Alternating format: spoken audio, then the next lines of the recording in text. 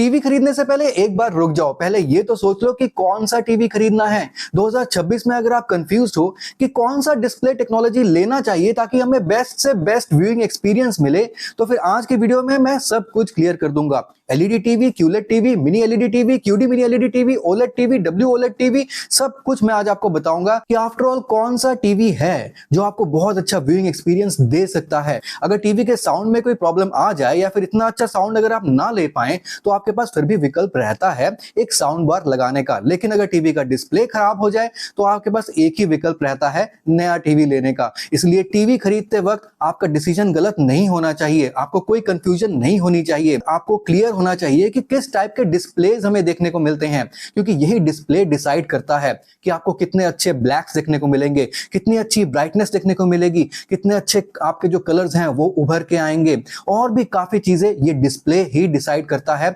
जिससे आपका ओवरऑल जो व्यूइंग एक्सपीरियंस है वो बहुत ही अच्छा निकल कर आ सकता है अगर आप एक सही डिसीजन ले पाते हैं। तो आज की वीडियो के बाद आप ये गलती बिल्कुल नहीं करेंगे, क्योंकि मैं आपको अच्छे से समझा दूंगा कि कौन कौन से डिस्प्ले टेक्नोलॉजीज हैं और कैसे आपको इसको याद रखना है जब भी आप टीवी ऑफलाइन या फिर ऑनलाइन खरीदने जाएंगे। हाँ, वैसे जहां तक ऑनलाइन की बात है तो इस वीडियो के डिस्क्रिप्शन बॉक्स में भी आपको कुछ लिंक्स मिल जाएंगे, प्लस सबसे बड़ी बात यहाँ पे आपके स्क्रीन के लेफ्ट हैंड साइड में आपको व्यू प्रोडक्ट्स दिख रहा होगा, और यहाँ पे मैंने फ्लिपकार्ट के वो सभी टीवी लिस्ट डाउन कर दिए हैं जो कि मैं पर्सनली रिकमेंड करता हूं, जो आपको बहुत ही अच्छा व्यूइंग एक्सपीरियंस दे सकते हैं। इन टीवीज को आप जरूर एक बार एक्सप्लोर कीजिएगा। फ्लिपकार्ट के लिंक्स हैं। This channel is a part of YouTube's affiliate partner programme, और इसलिए आपको यहां पर सारे वो फ्लिपकार्ट के लिंक्स मिल जाएंगे जहां से आप जो है टीवीज खरीद सकते हैं। चलते हैं आगे बढ़ते हैं और देख लेते हैं कि कौन कौन सी टीवी डिस्प्ले टेक्नोलॉजीज मार्केट में अभी आपको मिल रही हैं और आपको कौन सा प्रेफर करना चाहिए और कौन सा प्रेफर नहीं करना चाहिए। अब जहां तक टीवी डिस्प्ले टेक्नोलॉजी की बात है तो मेजरली अभी मार्केट में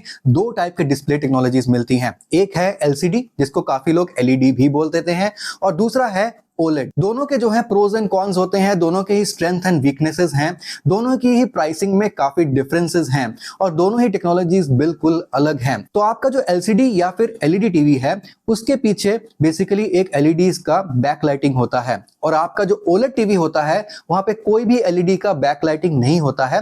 वहां पर हर एक टीवी का जो पिक्सल है उसकी खुद की लाइटिंग होती है। अब यहाँ पे ओलेड पे हम थोड़ी देर बाद आते हैं, पहले हम डिस्कस कर लेते हैं एलईडी या फिर एलसीडी टीवी के बारे में। अब जहां तक एलईडी या फिर एलसीडी टीवी की बात है तो यहाँ पे आपको 6-7 टाइप के जो है ना वो एलईडी या फिर एलसीडी टीवी मिल जाते हैं।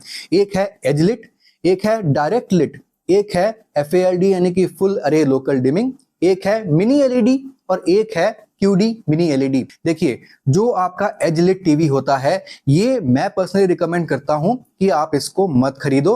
अगर आपको एक छोटा टीवी खरीदना है जैसे कि 32 इंच तक का तो वहां पे एज लिट भी चल जाता है, बट देन अगर आपको 43 इंच, 55 इंच, 65 इंच या फिर बड़ा टीवी खरीदना है तो फिर वहां पे एज लिट टीवी आपको अवॉइड करना चाहिए। वैसे तो एज लिट टीवी जो है ना वो आजकल काफी कम मिलते हैं मार्केट में, लेकिन हाँ कुछ लोग सेकंड हैंड टीवी भी खरीदना पसंद करते हैं। तो आप देख लेना कि आप जो टीवी खरीद रहे हैं वो टीवी आपको एज लिट मिल रहा है या फिर किस टाइप की बैकलाइटिंग वहां पे आपको मिल रही है। अब देखिए, जो एज लिट टीवी होते हैं ना वहां पे बेसिकली टीवी के पीछे जो बैकलाइटिंग होती है, यानी कि टीवी के पैनल के पीछे जो एलईडीज लगी हुई हैं वो आपके टीवी के किसी एज में लगी होंगी, यानी कि मे बी टीवी के बिल्कुल नीचे बॉटम में या फिर टॉप पार्ट में या फिर लेफ्ट या फिर राइट पार्ट में। तो ये एज लिट होती हैं, यानी कि टीवी का जो एजेस हैं, टीवी के जो साइड्स हैं वहीं से जो है ना एलईडी की लाइट निकलती है और वही आपके स्क्रीन के ऊपर चमकती हैं, जिससे आपके टीवी पे लाइट दिखती है आपको।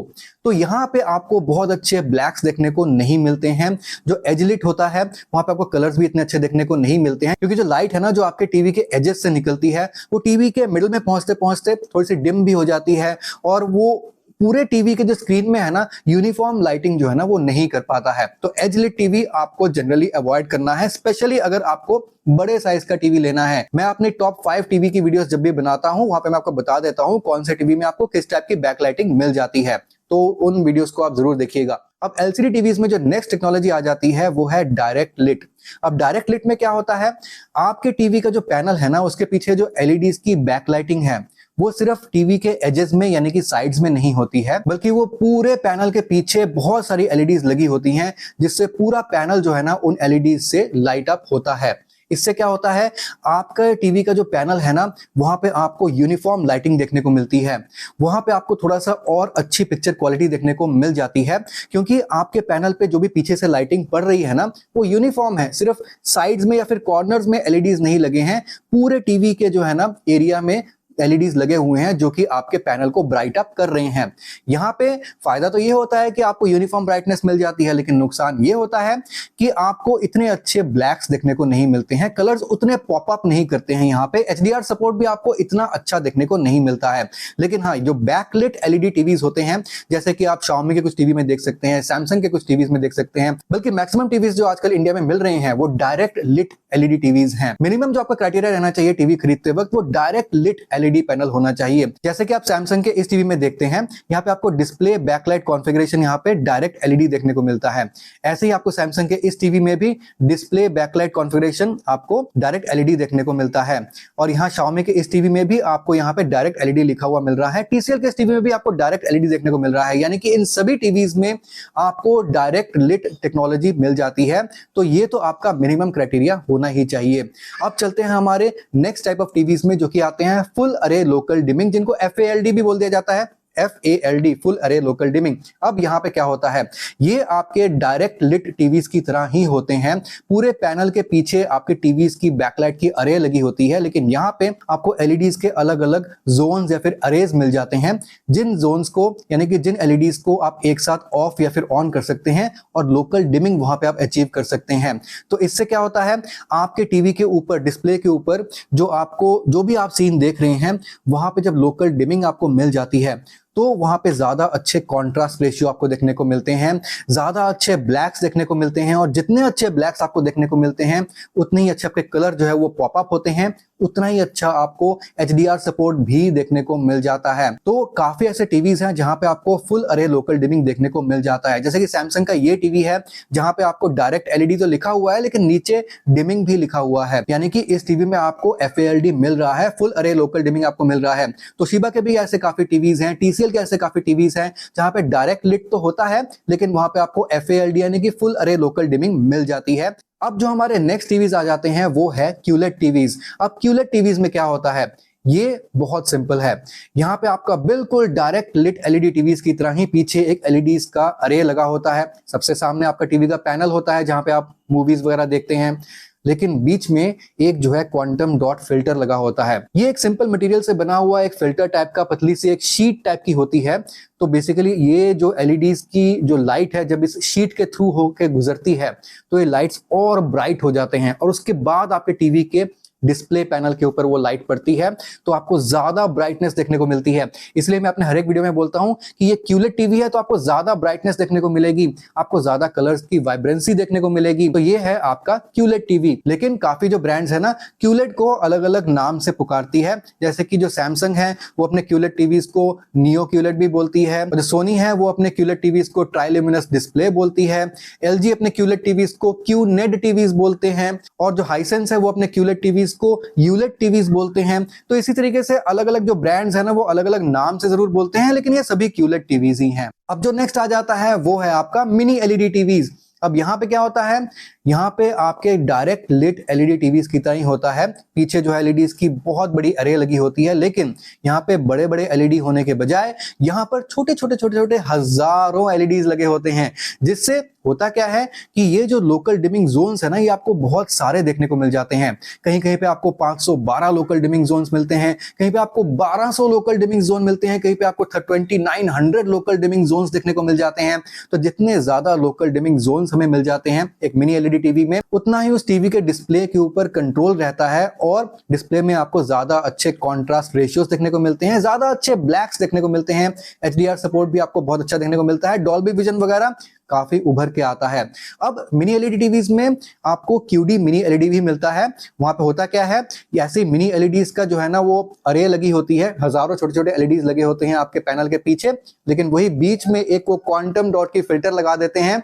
फिर से इन एलईडी में से निकलती हुई जो लाइट है ना और ब्राइट होके आपके स्क्रीन के ऊपर पड़ती है। तो यहाँ पे आपको ज्यादा अच्छे कॉन्ट्रास्ट रेशियो तो मिलते ही हैं, प्लस आपको यहाँ पे ब्राइटनेस भी ज्यादा अच्छी मिलती है। HDR कंटेंट बहुत अच्छे तरीके से यहाँ पे आप देख सकते हैं और आप डॉल्बी विजन वगैरह का जो मजा है वो उठा सकते हैं। और यहाँ पे आपको एक चीज याद रखनी है कि आप जितना बड़ा टीवी खरीद रहे हैं आपको उतनी ही बेहतर डिस्प्ले टेक्नोलॉजी लेनी चाहिए। आप एक 65 इंच का बड़ा टीवी खरीद रहे हैं और नॉर्मल LED टीवी खरीद रहे हैं जो कि सिंपल बैकलिट टीवी है, तो मेरे हिसाब से उसका कोई फायदा नहीं। इससे अच्छा आप एक 65 इंच का टीवी ना लेकर आप एक 50 इंच का टीवी ले लीजिए जहां पे आपको एक मिनी LED का ऑप्शन मिल रहा है।